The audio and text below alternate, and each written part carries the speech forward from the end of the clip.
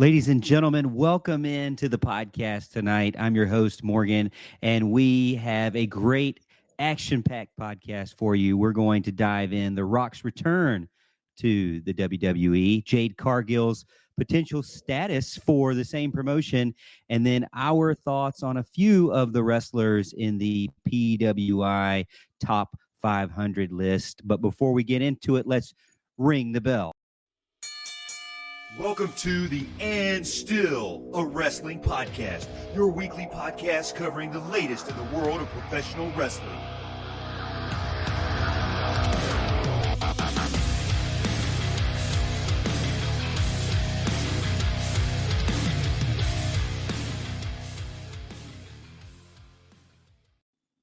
It's good to have everyone back in again. Myself, Morgan, the casual, and Kevin, the Oracle, and Drew.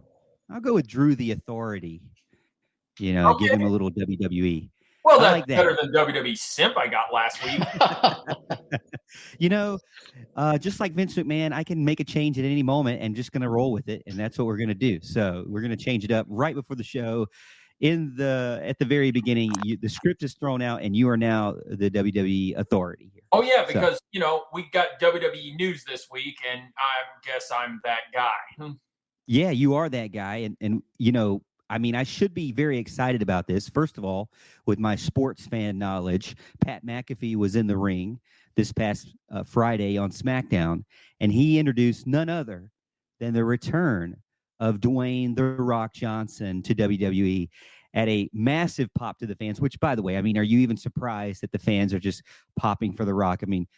Seems like everyone in America loves The Rock, whether you're a wrestling fan or not, whether you like him because of the movies or not. But you seem to disagree with that. So you're not a Rock fan? No. I'm saying there's always going to be two names I'm always going to think of that are get these massive pops no matter what. There's either the pop for Rock or a pop for Austin. Those two guys are always going to get a reaction out of the crowd, no matter when or where. Rock's probably a lot more because he's so few and far between with appearances. Now, Pat McAfee started the show or the promo with interrupting Austin Theory, who is the former U.S. champion, who he wrestled in WrestleMania 38, which I think we talked about this in the past, when we watched that show, that you really enjoyed that match between the two.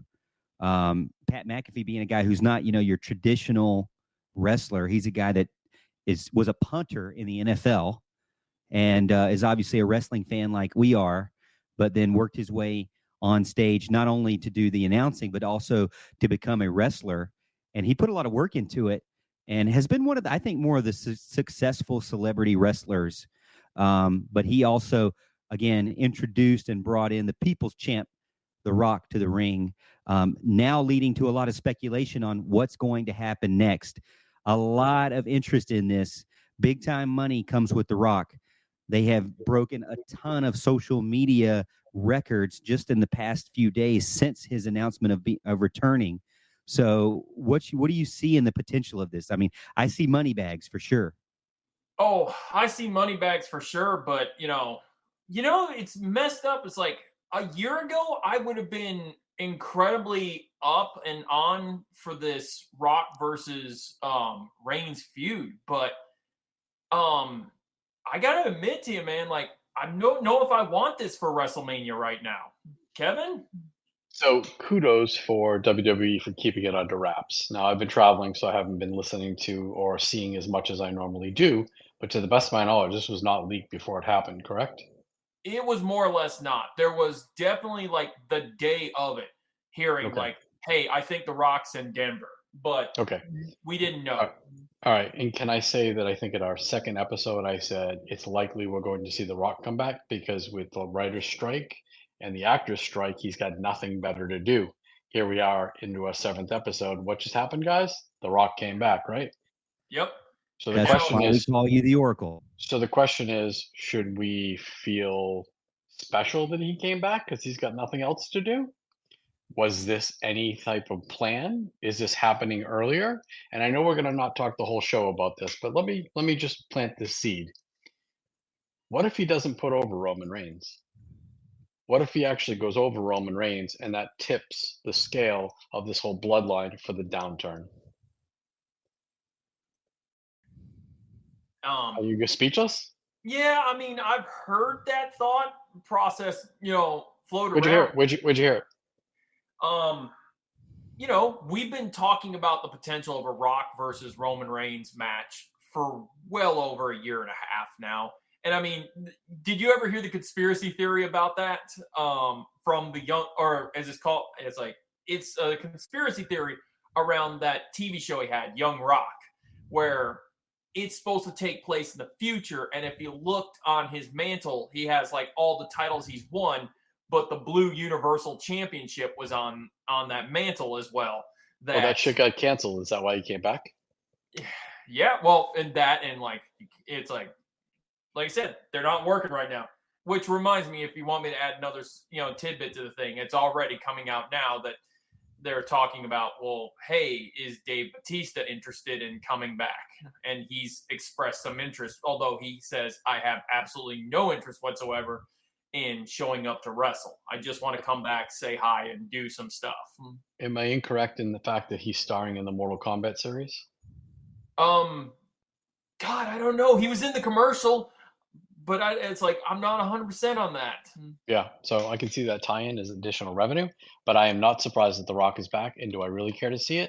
I don't know. But then again, you guys know I don't watch WWE, so it doesn't really matter to me. Well, I'm telling you from the WWE point here, it's like, do I want this match? I mean, we've wanted it for WrestleMania 39, and then Rock goes out there on, on television and says, "Oh yeah, it was a done deal," and it's like, but for 39, and then just something came up, and I don't even think he really, went into like what came up. Personally, I was just one of those like. I wonder. It's like I'm used to Hogan, man. I was like, Hogan has me trained now, where I hear them tell these stories. I'm like, is that real, or is that just him trying to feed the ego and stuff? But realistically, it's like since WrestleMania 39, I have invested myself in the idea that that we're leading to Cody Rhodes finishing the story. And when Cody lost at WrestleMania 39, it took a bunch of us, had to sit there and be sold on the idea that let it simmer, let him build, and we'll do and watch it happen at 40. And everything has led me to believe that was the plan. WrestleMania 40, this is where Cody's moment in the sun is. But now we might be looking at, never mind that. It's time where we've got Rock versus Reigns, and we've got to do Rock versus Reigns. So that doesn't work for me, brother, is essentially what you're telling me. So let me ask you, as a WWE sympathizer, we put in a 3-month program and we build to a WrestleMania with The Rock, and suddenly there's no more strike, and The Rock says, "Fuck you guys, I'm leaving." How are you gonna feel? Yeah, that's all I agree with that. It's like I don't see it happening. My first thought was I would realistically, if I were the WWE and I was in the WWE shoes, I would, if you want to do Rock versus Reigns, I would do it Survivor Series. I don't think we make it to, April of next year, and this strike is still going. I just don't. Morgan? So recently, in some discussions with Pat McAfee, the guy that introduced him on Friday night, mentioned that they were thinking about doing it for WrestleMania 39, and Nick Khan and Vince McMahon were involved. The Rock, Roman Reigns were involved in a lot of discussion. And the one thing that The Rock mentioned was that he felt like it had everything that you would need to make a massively amazing match. But in his mind, he wanted to do something bigger than that. And so his question that he posed to everyone else was, what can they do for the fans in the business that where the event at WrestleMania isn't the end, but is actually the beginning of something even bigger? And so obviously they kept thinking about it over a couple of months. And why didn't it happen? Well, they mentioned that they had to just agree to put their pencils down because that big moment wasn't agreed upon or wasn't thought of or where they wanted it to be. So there's potential there. And he also teased that he's open to WrestleMania 40, which we, know is coming up in April, and he's now back. So he can build to that if he can stick around, as Kevin mentioned. But the question now is, where does he fit in that storyline? If that's what he wanted, was something bigger than just the match, something that you could remember and change, wrestling. I mean, that's hard enough to think of, but what do you do with that? It can't just be a match. It can't just be a match at the next big event. It has to be something bigger than that. I don't know what it is. How do you not know what to do with The Rock versus Roman Reigns? I mean, it's like from the second the bloodline showed up, I would have assumed that either Paul Heyman, Vince McMahon, or somebody had an itinerary ready to go that if we get Dwayne Johnson on board for this thing, this is how it's going to play out. It's like, and like you said, like it's like Rock wants it to go into something bigger or something, bigger part of the storyline. I'm like, then it's like, yeah, you hit on Kevin can't be right there. It's like the Roman has to go over right off the bat. This has to be building Roman to a bigger mega star. And I've argued this for a year and a half with this whole, game plan for what they're doing the bloodline. I said, if we get Rock versus Reigns, it can't be involving the title. It's like, if the WWE championship is in the picture of this, everybody kind of pretty much is going to pick Roman Reigns is going to go over. So, Drew, what do you think about taking out the Punjabi prison match, giving it a fresh coat of paint, and calling it a Samoan, I don't know, schmoz match? There's a reason why they built that cage. Let's reuse it. So, guys, here's what I'm going to say about that, and I really don't have anything else to say. When and if that match goes down, I'll read about it in the dirt sheet. Oh, wow.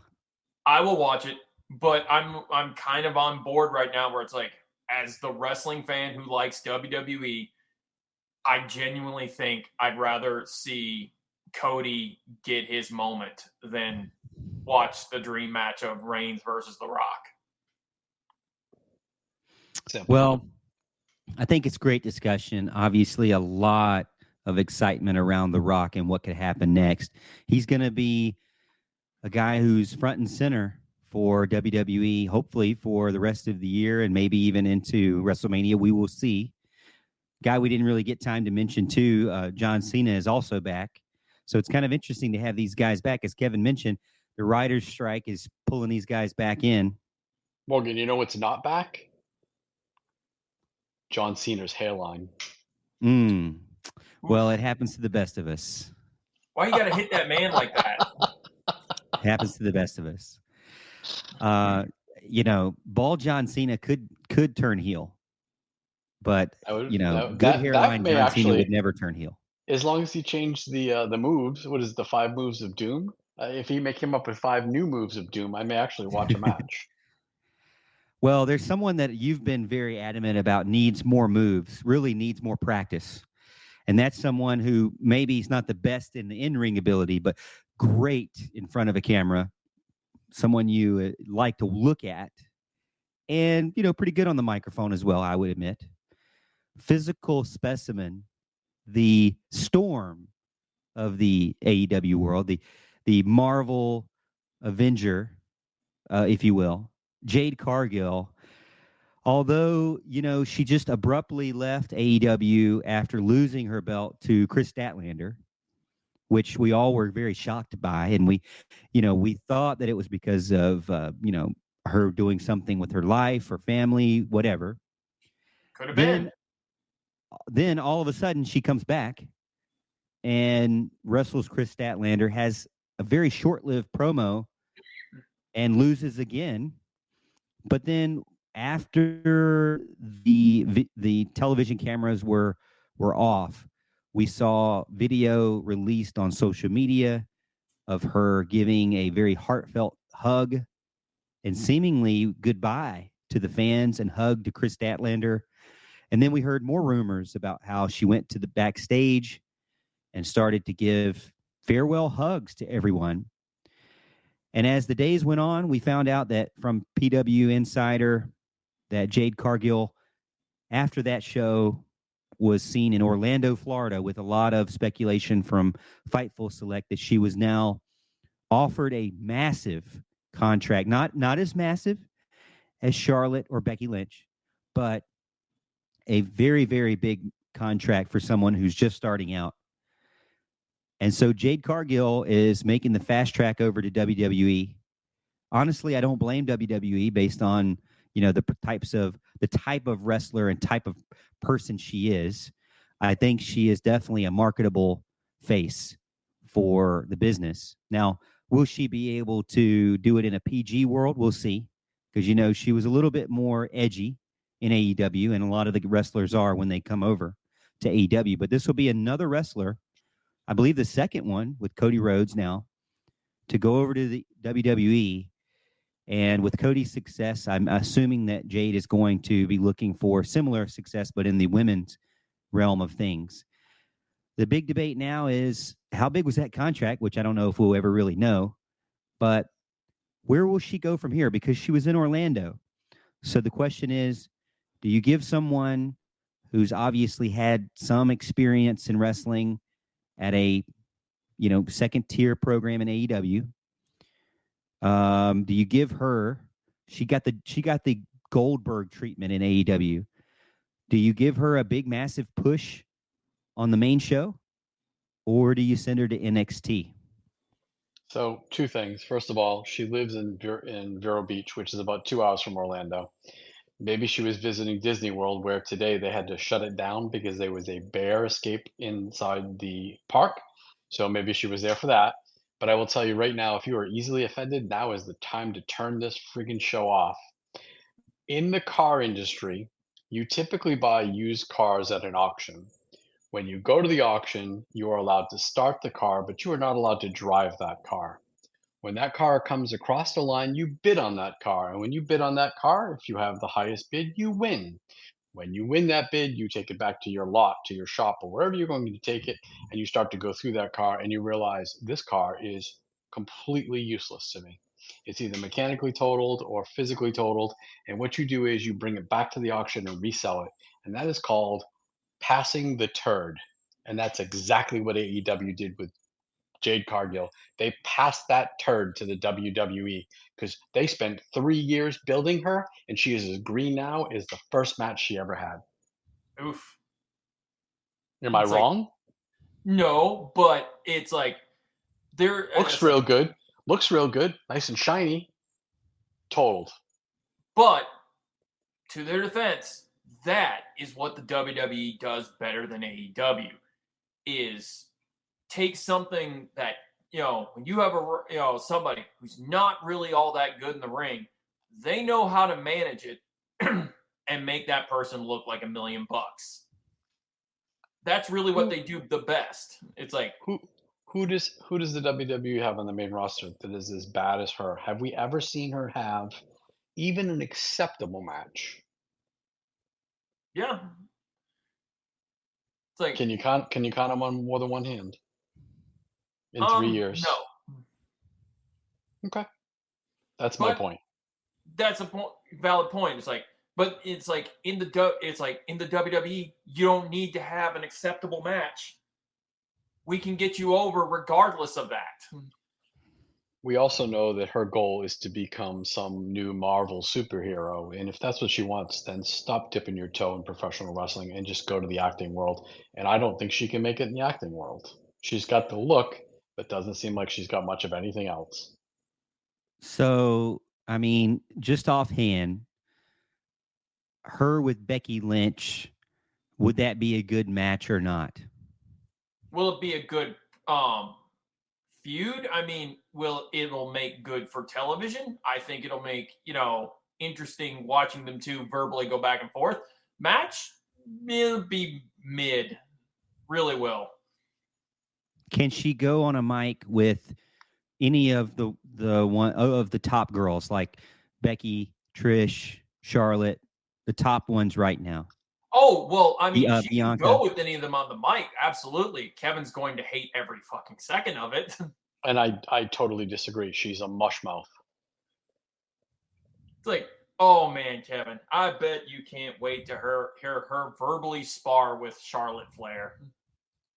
Like I said, she's a mush mouth. I don't really know. I mean, she's so much. That was one of the problems with AEW, is that she's physically bigger, and than some of the average girls out there. Like, I wouldn't really know how she would work in the ring with Becky Lynch because the physical difference between the two. Now, I think Charlotte and her are probably more physically imposing, and they would probably work well together. Maybe her and Nia Jax now, I don't know, but I mean Shayna Baszler maybe, but I don't see Jade Cargill and Liv Morgan doing well. If Nia Jax and Jade Cargill had a match, they would have to put the hold for temporary, like what's that big X up, like technical difficulties. Technical difficulties. They would hurt each other probably. In 3.5 years, she had 64 matches, and 7 of those were on pay-per-view. Oh, dude, I'm still lost in the fact, like, oh my God, I totally forgot Nia Jax came back last Monday. It's like, God help that women's division if she hasn't improved any. And judging by the way she attacked Raquel Rodriguez, no, I don't think she has. So let's talk about some of her opponents. So Trish Adora, does anybody know who that is? Nope. Well, I mean, I think you could have a pretty good match with Rhea Ripley. She could. Again, prove it. Kiera Hogan. Okay, Kiera's pretty good. Red Velvet. You're missing the point, though, Kevin. It's like, that's the point about how they booked Jade. It's like Jade was never supposed to have a good match. Jade was supposed to be in and out in about like 3 minutes, and that's the end of that. Well, like I said, passing on the turd. So Booker T came out and said, quote, "Oh my God, man, Jade versus Bianca Belair. It's going to be some good action there. Can you imagine Bianca and Jade as a tag team? All that muscle. You know what I mean? It's Harlem Heat all over again."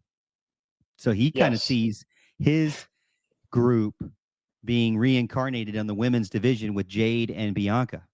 It is really hard for me because I feel like I'm sounding negative here, when in reality, I actually think Jade Cargill will be an absolute success for the WWE. Well, here we are, episode 7. When we're in episode 50, we can look back and say, Drew was right, or this was a miserable failure. That's fair. So Booker T was half a Harlem Heat with his brother. And what was his brother's name? Stevie Ray. Stevie Ray is definitely the Jade Cargill of the two. Oh, I was just going to look at you and say, Harlem Heat, we just need to play their song. I mean, they did have a really cool intro song. Sure. Except for in 2000, 2001. It's like, that's another day for another story, but WCW absolutely ruined Harlem Heat theme because somebody at WCW thought that a cool, easy catchphrase for Booker was, "Don't hate the player, hate the game." Hate the game.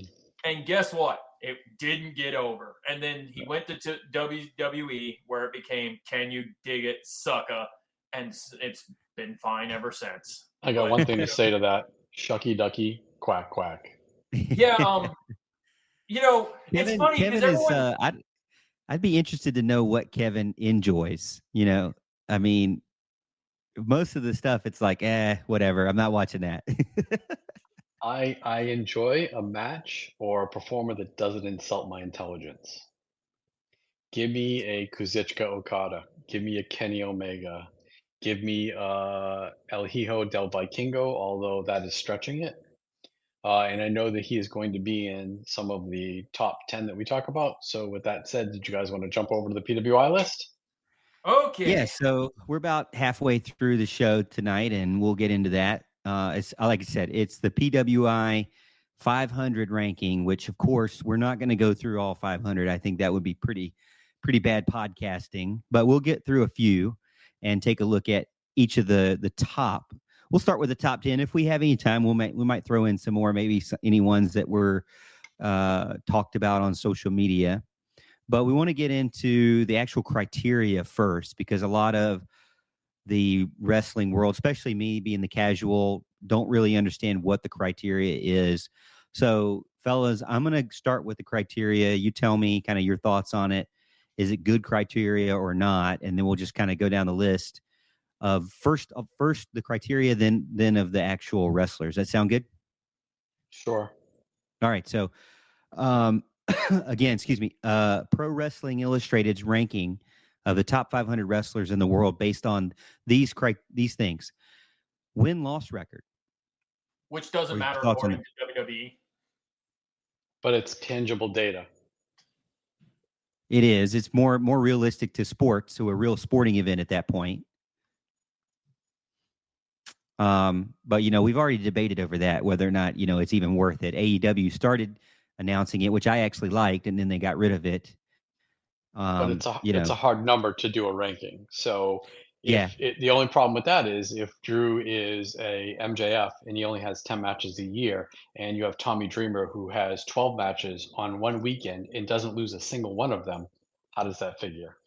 Yeah, same thing. Like, good point, because same thing with Orange Cassidy. I mean, Orange is seen every single week, sometimes twice a week, and as you mentioned, MJF, I would argue better, but not seen that much. And it's also part of the promotion and how Tony Khan does his title, how he presents his title match guys. All right, so let's continue. Championships won. Think that's a good one. I mean, that's another tangible thing. Tangible item. So Morgan, before we get any further, do you know what the PWI is? I mean, I assume it's just a website. It's a magazine. It's a magazine. They've been doing this They still have magazines of wrestling. They've been doing this for 33 years, and that's my point. Before we even get any further, this is all about selling magazines. Oh, okay. All right. Well, it's kind of like Phil Steele does college football magazines. Because really what this all comes down to is we can read the top 10, and then it all, basically lends down to, like, I'm 99% sure you didn't have Seth Rollins at number 1. Who did you think was the guy in pro wrestling? So is that a current question for us right now, or do we want to continue Sure. to go through the Yeah, let's hit it. It's like, do you think Seth Rollins was number 1? I do. I don't. I mean, I don't have enough data myself, not watching that promotion, but if the understanding I have is the criteria, for evaluating this is sometime between July of last year, or no, June of last year. That's right. No, July 22 to July 23. Like, is it messed? It's like my initial thing is I always said, like, I've heard MJF should be. I definitely think should be higher than he is. MJF is a potential to be a number 1. Another one that I said is a dark horse that I could totally see as a number 1 here, that for whatever reason is all the way back down to 22. I said is Sami Zayn. Well, let's go back to the criteria before because that gets into the whole ranking and then some special ones that aren't in the top 10. So let's go back to the criteria and then we can circle back to that. So you got win-loss record, championships won, quality of competition. So that's an interesting one. I mean, that is pretty subjective, right? I mean, unless what makes someone good quality versus not, that's a little bit more opinionated, right? Oh, totally. Not a tangible, not a hard fact. It's an opinion. I wonder how they put these points on. Do they give some certain values to maybe 5 or 6 criteria within that one thing? I don't know. Sure they could. I mean, you could do like a tenth of a point or something for a certain criteria, like the person has a belt, is defending, or is selling merchandise. I don't know. So let me just go backwards. Morgan, you said that you feel as though MJF should be higher. Morgan, how many matches did MJF have in that time period? Well, I said that based on what you. I didn't say necessarily that he should be higher. I meant to say Drew. Drew, how many matches did MJF have during that time from July from June of 2022 to July of 2023? Not a whole lot. 17. 17. What belt did he win? AEW World Championship. 1. So why would you put him at the top? Why? It's like same reason you would put someone like at number 4, like But Gunther. wait. It's based on win-loss, championships won, quality of opponents, which would be high because obviously he's leading the locker room at this point. Morgan, can you continue with the criteria, please? Yeah. Which I know it's exciting to get into because we could debate on every one of all these criteria. But the next one is major feuds that they were a part of. So we would agree that the Bloodline is the number one feud in the professional wrestling world, correct? Yeah. I think over the past year, yes. Yes. And then the next one is prominence within the wrestler's promotion, which I think would be a big plus for MJF. So prominence. Can you define prominence? Is that when you go on in the card? Because if that's the case, we saw that. What's prominence? I wouldn't say on the card. I would say a number of T-shirts being sold. That's nope. That's merchandise. That's not prominence. Not prominence. Nope. It's not prominence? Nope. Merchandise is How not can prominence. it not be prominence? So I think it's how many times you headline a pay-per-view, where your match goes on during those pay-per-views. I think that's prominence. I mean, disagree. Okay. I think it's about just how much their face is being shown in your promotion, whether it be the intro video. Well then, Orange Cassidy. Orange truck. Cassidy rules the world. Orange Cassidy's number one. End of argument. We can end the podcast. No, but you're going with just card at that point. I feel like. I mean, he would be up there. He should be up there for sure. But was he in the top 10? Yes. He wasn't in. Orange? Yes, He's he number was 8. in the top 10. Yeah, he's number 8. With as much as we had to see his face on Wednesday nights, I would expect him in the top 5. He's above Cody. Well, we can look and see. Well, Cody was hurt for more than half of that time. That is a valid point. Hey, speaking of that, let me cover that real quick because your argument is like when we're arguing all these points about what MJF and how much he wrestled and none of that and stuff like. I was like, so why is Roman Reigns number 2? Because Roman Reigns probably because he sells magazines. You're going to put Roman Reigns on there. Yeah. Morgan, before we started this, who's number 10? Cody. Number 10 is Cody Rhodes. Who's number 9? Number 9 is Josh Alexander. Who's Josh Alexander? I have no idea. He's Impact's number 1 guy, and he has been, and he's had a ton of quality matches. He gets match after match. He's held multiple belts, but you don't put him on the cover because everybody's like, "Who the freak is this guy with a high school wrestling ear guards on?" I hear you, but do you remember the PWI 500 from 1997? Why don't you enlighten me? It's like I'll always Bryan remember. Danielson? Nope, Dean Malenko. Oh, okay. That year where they decided, maybe we'll judge this, I guess, on like actual talent and whatnot. But yeah, Dean Malenko's been number 1 in the Pro Wrestling 500. They've done magazine covers where they put the top 4 and they do the Brady Bunch, or they put the top 8 because the number 1 guy is not going to sell a magazine. Well, then it's like we just want to take all the criteria out of the door and just say this is just to sell magazines. Then the top 3 becomes super obvious why they did the top 3. We know 2 people who do this. There's from what I understand, there are 10 people total. Apparently, there are 2 public figures that speak to this when they announce it and what have you, when they field questions. Of those 10, not a single one of them have ever been a professional wrestler or taken a bump in their life. Yet they're ranking people that quality of match. Who's Morgan to say that match was a better match than the other match? I don't know. Ask Dave Meltzer. Exactly. So this is what I'm getting at. It's just bullshit. But the funny thing is, all of the locker rooms buy the magazine and they bitch and moan about where they are. I heard that they even forgot about Tetsuya Naito this year. He didn't make the top 500. I mean, how is that possible? We have AI these days. Feed in the wins losses.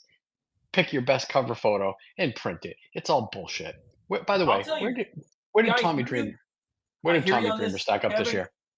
But I'm telling you right now, it's like you're talking about how like some of the wrestlers in the locker room feed into this thing. I guarantee you Vince does not feed into this thing, but I would almost bet that Tony Khan 100% feeds into the PWI 500. Like, I do not put it beyond Tony Khan to look at Orange Cassidy at number 8 and think to himself, maybe he can be that guy at the top of the AEW. Where did Tommy Dreamer rank? Do you know? In this year's 500? I can look it up. Hold on. Let me go search Tommy. I can't believe we care about Tommy Dreamer in 2023. I want to use him as a point. He's not on it. Okay. He didn't make the 500? I don't believe that. He's not in it. I looked up. I mean, is it Dreamer? There's no Dream on the top. There's no Dream in the keyword search for the top. Unless he goes by a different name, he's not on there. He doesn't. So that's a miss. This man's had over 100 matches this year. And most of them are indies. But those count. There are independent wrestlers on that list. Like I said, I know for a fact, because he brought it up, he wrestled 12 matches 4th of July weekend and didn't lose a single one of them. The only keywords with TOM in it are Tomohiro Ishii, Tom Lawler, Tom Lawler, filthy Tom Lawler. Tommaso Ciampa. Yep. Tommy Knight, Tommy Vendetta. That's it. There's no other Toms. So add that to the list of misses by them. But anyways, I digress. So I do feel like, going back to that prominence thing, I mean, Cody Rhodes basically been injured. I feel like most of that time period up until just a past couple of months, right? I don't know when he actually came back, but, Cody Rhodes being 10 probably goes back to that point of just being that prominence, being that person that is seen a lot, at least from the promotion standpoint, maybe not in the ring a lot, but you're gonna put his face on the side of the TV truck. That's how I see it. Overall wrestling ability was the last criteria point that we didn't touch on yet, which again, Kevin, I'm assuming you're upset about that just because you got non-wrestlers judging wrestling ability. I mean, even though we are non-wrestlers judging, say, Jade Cargill's wrestling ability. Mm-hmm. Yep. I mean, no hypocrite. So I'm right in there with it. Can we accurately judge it? And I'm not selling a magazine, but I am shilling a podcast. Yeah. I just want to convey the fact that I think it's basically for them to sell magazines. That's why it exists. And the funny thing is the wrestlers really care. Like, I'm shocked that Tommy Dreamer is not in there. He's been in almost every year since he started wrestling, and the fact that they don't have him in there, he's currently the media champion for Impact. He beat What? Yeah, he's 52 years old. He's got a strap. He beat Matt Cardona for the belt. So again, it's a miss. But let's go through the top 10. So now that we know the criteria, and all right, three of the criteria are tangible. 2 is complete. We'll do them in opinion. Here. We'll go through the top 10. Kevin, you with me on this one? It's like each one we'll go through. You think they should be higher, lower, or they got it right? Okay. Start with number 1, please. All right. Seth Higher, Rollins. lower. We'll do the top 10. Did you get it right or not? And I'll try to keep a little spreadsheet here and move them around as you guys argue over who is what and where. As I'm going through it, I got a cell for each of the wrestlers, and I'll move them around as you see fit here. All right. So number 1 is Seth Rollins. Number 2 is Roman Reigns. Can we stop? Can we go one by one? Because let's go one by one. We can stop. We'll stop after that. Go ahead and I will say number 3 is Jon Moxley, which means the Shield is 1, 2, 3. That's how you sell magazines. Yes. So number 1, I agree, and you have to suck the WWE's dick. So I'm good with that. Number 1, Seth Rollins. I say lower. I agree. Okay, you say lower. All right. Number 2, Roman. I say lower. I definitely say lower. It's like, I mean, he is the focal point of the company, but he doesn't wrestle. He doesn't even really show up all that often during this time. And more or less, the best parts of the Bloodline, especially during the time where like the Bloodline was at its biggest, he wasn't the most best part of it. Yeah, I enjoyed Sammy in that role. So if I had to look at Moxley as number 3, I would agree with that, and I would probably put him in 2 if we didn't have them saying that Roman was number 2. Yeah, I So was think going to say I Drew, think who higher. did you have you Drew? We haven't got to your number one yet, so we're saying Kevin is okay with Rollins 1, Moxley 2. Uh, Kevin, Drew, we haven't gotten to your number one at all yet. I mean, it's like I take a different criteria, but I mean, basing on the criteria that the PWI was, I might argue Moxley might have been number one because after the whole brawl out debacle happened around that time last year, it's like Moxley was kind of the guy that stepped up for AEW and became like a real like company guy. And, he did a lot of that, not just for AEW, but wrestling, and various other promotions as well as that same time too. Moxley was a big deal, trying to help that company during this particular time period. So yeah, I would think it's reasonable to consider Moxley could be a number one. So we've gone through 3: Seth Rollins, Roman Reigns, and John Moxley. You guys both agree John Moxley should stay in the top 3. Yes. Guys both agree that Roman Reigns should maybe drop from there. The next 3 up are Gunther, Vikingo, and MJF. Do I think any is of top 3. those deserve to go up? Yeah, Gunther's top 3. Gunther, won the Intercontinental title, made that title relevant, has not been beaten for that, and is now the longest reigning Intercontinental champion in history. So the honky tonk man's got to come out so that he can take the beat. Is that what you're telling me? He You gets on the know, honky tonk man.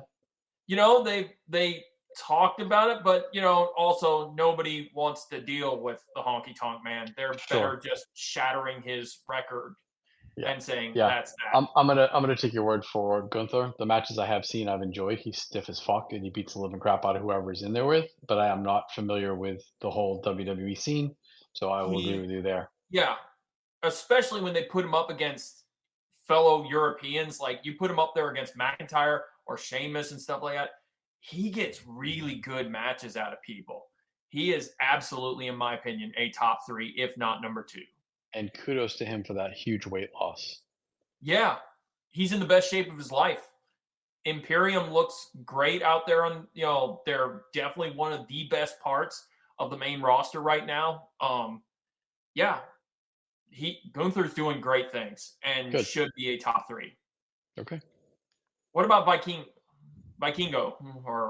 So you guys don't watch a lot of indie stuff. I watch AAA, I watch GCW, I watch you name it, and he shows up everywhere. He's AAA mega champion. He has been for I think, if not close to, if not over the year.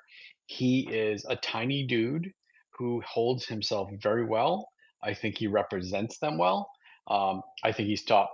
I think he's top 10, but I don't think he's 4. Or 5. Yeah, he's at 5. And Yeah. I kind of agree. He to me has always come off as like he's got the Shawn Michaels thing where like I don't know if this guy wins or loses, but when he gets in the ring, he is definitely a show stealer. I saw what could be the best match I've seen thus far this year between him and Nick Gage at a GCW show. And that says a lot. It's like, so you say lower though on I don't him? think he belongs in the top 10. He's just not mainstream enough. Yeah, I could agree with that one. So I'll go with you on that one. So number 6, MJF. I say higher. So I have the problem with he didn't have many matches. I agree he should probably be higher, but if we're taking a legit criteria, total number of matches won, I said he wrestled. Was it? But 13? I also agree what he lacks in matches, he makes up for in prominence in the Prominence. company. I don't disagree. I would They're put him. not doing a show on Wednesday without MJF right now. And honestly, I think they could have sold more magazines by putting MJF on the cover than Seth Rollins, because Seth Rollins, this is his 3rd time as PWI number 1, Yes. correct? Yeah, I don't disagree there. So interesting call on their part. So we've gone through the top 6. So far, I have down for Kevin, Seth Rollins, John Moxley, 1, 2.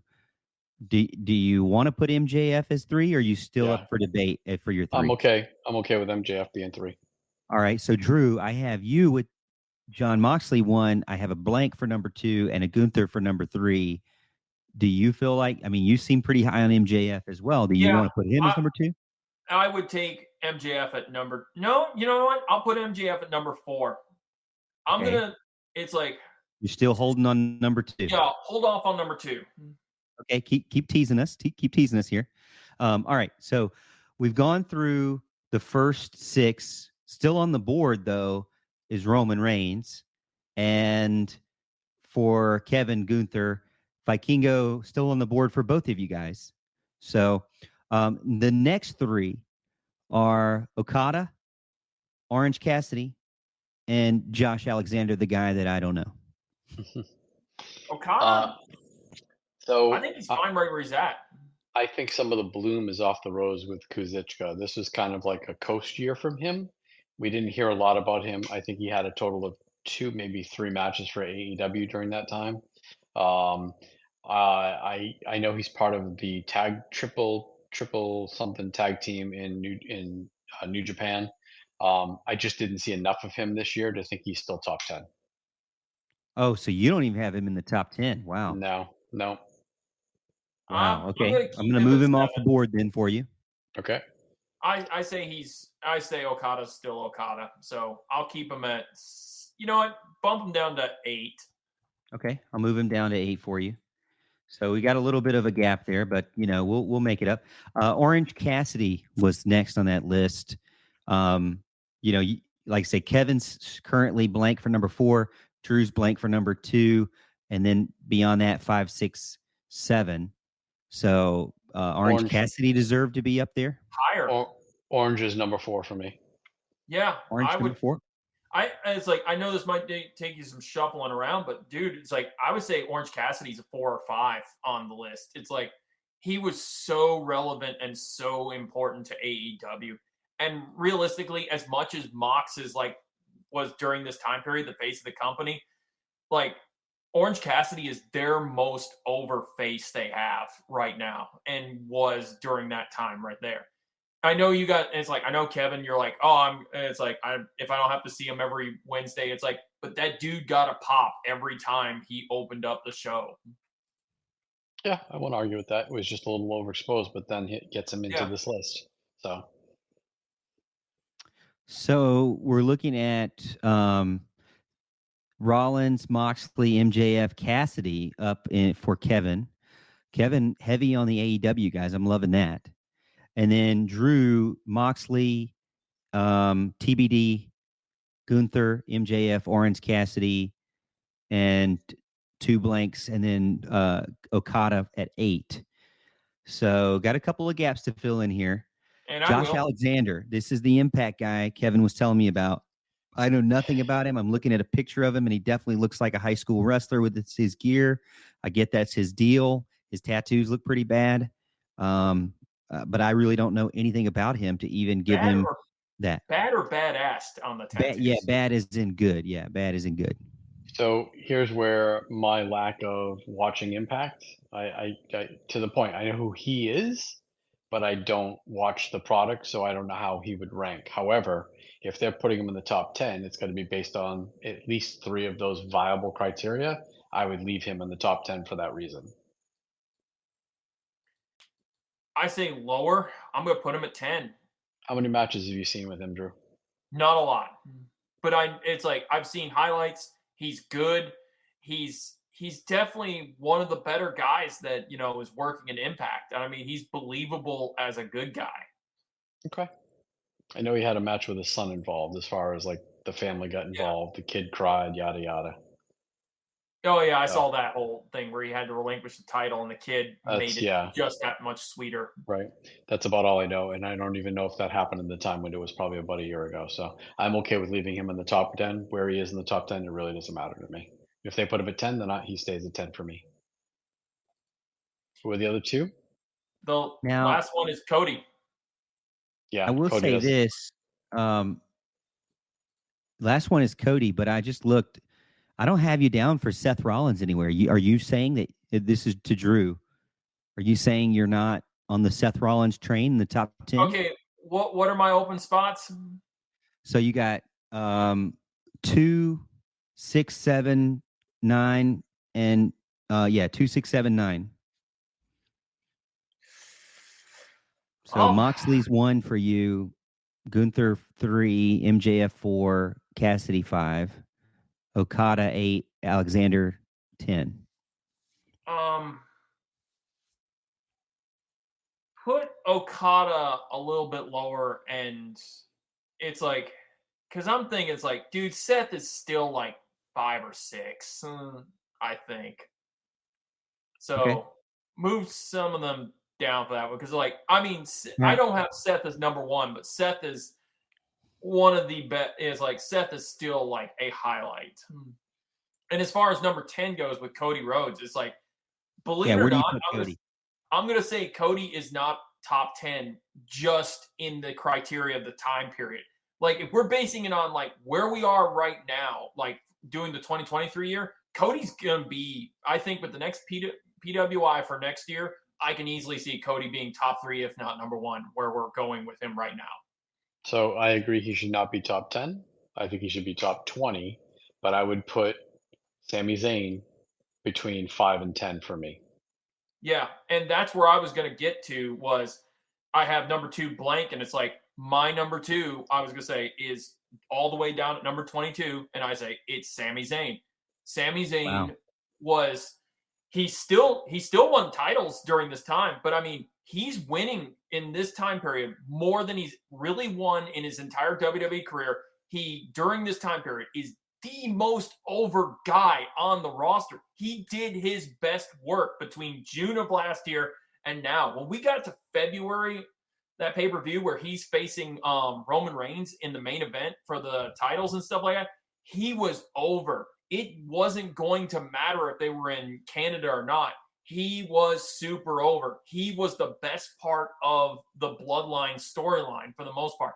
He gave us the whole anything from feeling Usi to Sammy Uso, honorary Uso. Yep, I agree. He was missed in the top 10. They blew it. Yeah, he should have been.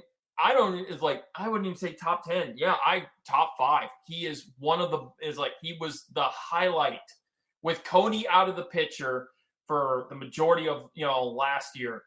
Sami Zayn was a highlight for every, show. You were tuning in to SmackDown to see the Bloodline, but also to see how the Bloodline interacts with Sammy, whether it be him interacting with Roman or him interacting with Jay.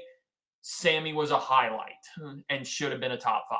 And his matches, his matches were relevant, they were prominent, and they were good. Yeah, I put him in my top 5 to 10. Yeah, agreed. So Morgan, I think I have 3 spaces open if I'm not mistaken, maybe 2. I got a lot for you actually. So for you, Kevin, I have Seth Rollins number 1, John Moxley number 2, MJF number 3, Orange Cassidy number 4, and then Sami Zayn somewhere in 5 to 10. Yep. And then the rest are still blank. So I've got 1, 2, 3, 4, 5 blanks and 5 filled in.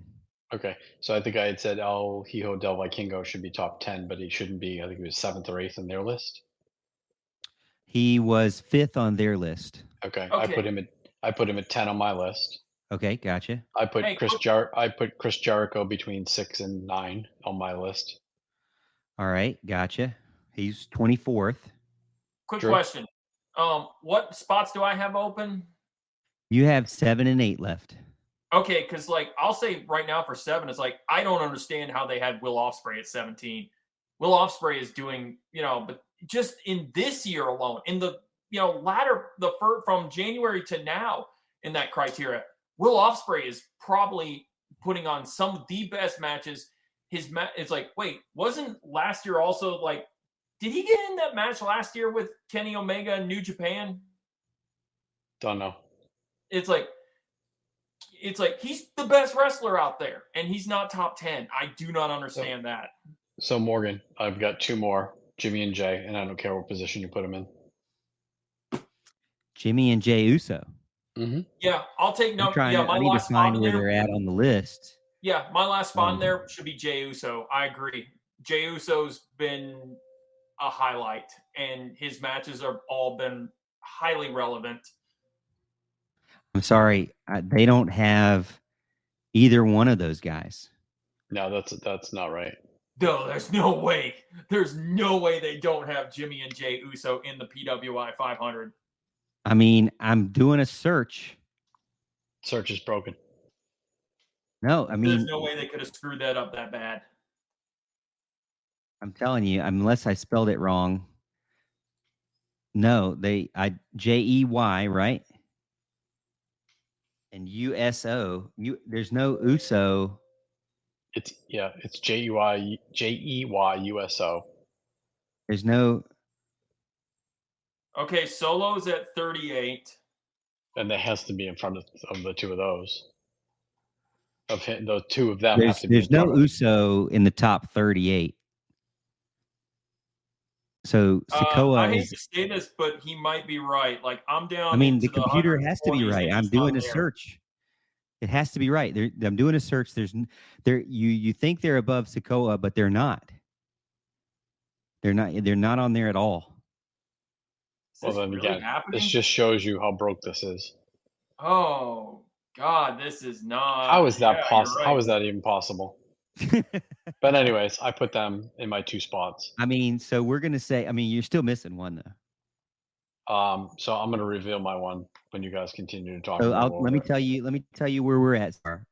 You can tell me if this is right or wrong for you. Okay. So this is Kevin the Oracle's top 10. Seth Rollins, John Moxley, MJF, Orange Cassidy, Jimmy Uso, Jey Uso, Sami Zayn, blank at number 8, Chris Jericho number 9, Vikingo number 10. Okay. So I got a blank for you for number 8, if you're good with that. Yeah, number 8. You're asking me what my number 8 is? Yeah, who you got? Claudio. Now, Claudio was up there. He was close. He was 12th for their ranking. What made you put him up there?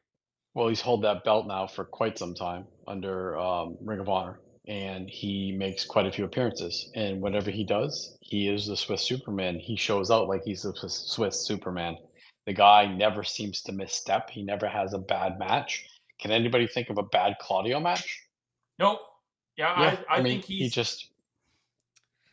one of the better good performers. Match, even with his teeth up into his brain, he still had a good match. Dude, finished the match. It was pretty incredible. Yeah.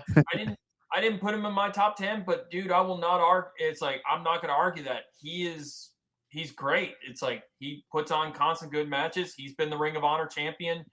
It's like everything he's done with the Blackpool Combat Club has been pretty entertaining. Yep. Now, I agree. Kevin, why did you explain Chris Jericho for us? He's on TV every week. He has prominent angles. He's there to get the young stars over it, and he's doing a really good job. I don't think you need a belt to be in the top 10, in my opinion. I agree. And then for Drew, the Authorities, top 10, we've got John Moxley, Sami Zayn, big jump there, 22 to 2 for him. Yeah, by standby. Gunther, MJF, Orange Cassidy, Seth Rollins, Will Ospreay, blank for him at number 8, and Okada and Josh Alexander 10. So do you have someone that maybe is wrong that you want to move, or do you have someone that you want I got an open spot at 8? Open spot at 8. Yeah, I'll take you on that one. Claudio. I'll 100% take Claudio at number 8. That's reasonable. And I'm going to reveal why I didn't include Kenny Omega. He's just on a losing streak. Even though he's one of the best performers and puts on arguably the best match of every event, he's on a losing streak. And we know it's an angle. It's a worked business. Don't apply logic to an illogical scenario. But he's losing too much. And that's devaluing him, in my opinion. I could see that, especially from my point of view. I mean, I don't know. I haven't watched all the promotions or seen all the matches to be able to give you a good top 10 for me, but I can definitely see that there is a lack of fire right now, a lack of interest with Kenny Omega because it just seems like he's in the in between. You don't really know where he's going next. And it does seem like he's on a negative downturn. You want to sell his stock. We maybe should do a stock buy and sell. Hey, he's telling a story right now.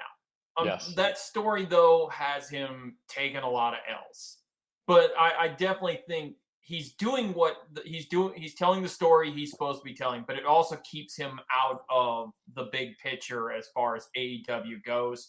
Like I said, this could be a case of whenever they get done telling the story of Don Callis, his ranking by their account probably shoots up a lot more next year. So if we were to add an 11th, Drew, who would you go with? I was tempted to take Chris Jericho, but I might actually go the WWE route and say I think it's Kevin Owens. Morgan, I know you didn't participate in your top 10. If you had to choose an 11th, who would you choose? Oh man, well I don't really know who my top 10 is. Just but look who's not in the top 10 that you think should be in the top 10. Okay, their top 10 would be Rollins, Reigns, Moxley, Gunther, Vikingo, MJF, Okada, Cassidy, Alexander, Rhodes. Below that, who's under there that you think I'm really an AEW guy, so Claudio, I wouldn't really put him. Samoa Joe, I wouldn't put him. Danielson, wouldn't put him. Osprey would be up there. He would probably get my choice to go into the top 10. But I know Chris or Kevin mentioned in the 11th spot, I would probably put like Chris Jericho in 11, maybe. That would be my guy. Maybe Jay White, I might put him at 11. I feel like he's kind of on an upward trend, but again, my list is going to be skewed in the AEW realm because that's what I really follow. I think you're onto something with Jay White. I think we're going to see an amazing year for him. But I will say that my 11th position, and I don't think either of you can argue with this, but it's CJ Perry. At least he didn't say Sasha Grey. Of course. I was going to actually ask that before we left as well. I'm very interested to hear. So when looking at the top 10 or the top 500, we've really only looked at the male wrestlers. So the top female is actually Masha Slamovich. Don't make me do it. She's also in the top 25, isn't she, of men? Whoa! So you're right. The women are in the PWI. So the women are in there. She's in the top 25 she's in the top 15. She's 15th. So she is above Bryan Danielson and Will Ospreay. Where's Rhea Ripley? Okay. Or Bianca. When I look at those names, let me do a quick search here. I got to do my search bar. I'm hoping I'm not. Oh, there's not Rhea Ripley on there. Okay, so I'm not sure. Here's a better question. How do you rank Nyla Rose? Oh God! Well, it's not a gender list, so they have a top 150. They have a top 150 women's.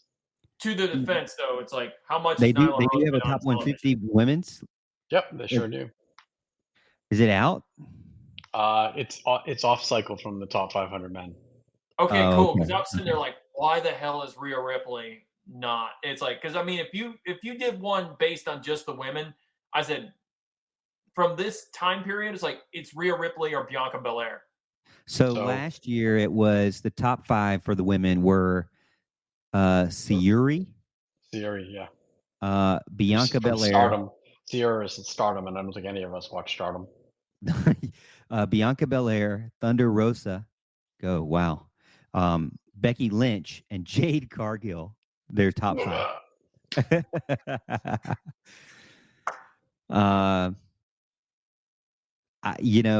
I don't think I would pick any of them, honestly, in my top 5. I mean, maybe Bianca would be there for sure, but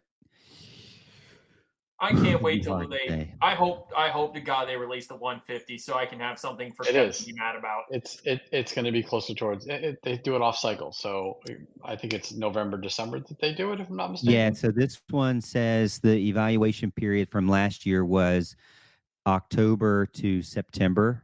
So it'll be released mid-October. Do they do one for tag teams as well? I don't know. Testify. Did anybody watch Impact 1000? I meant to. I didn't get around to it. Was it Okay. good? I So only they saw do a bits and tag pieces. team 100. All right, of the tag teams, this is where Jimmy and Jay get their respect. So the 2022 tag team, which was released in February, has number 1 the Usos, Jimmy and Jay Uso, FTR number 2, Briscoe Brothers number 3, Death Triangle number 4, and gosh, I'm not gonna say this. Fukuoka Double Crazy. I don't know who that is. Hazuki and Kaguma. I don't know who that is. And then number 6 was RK Bro.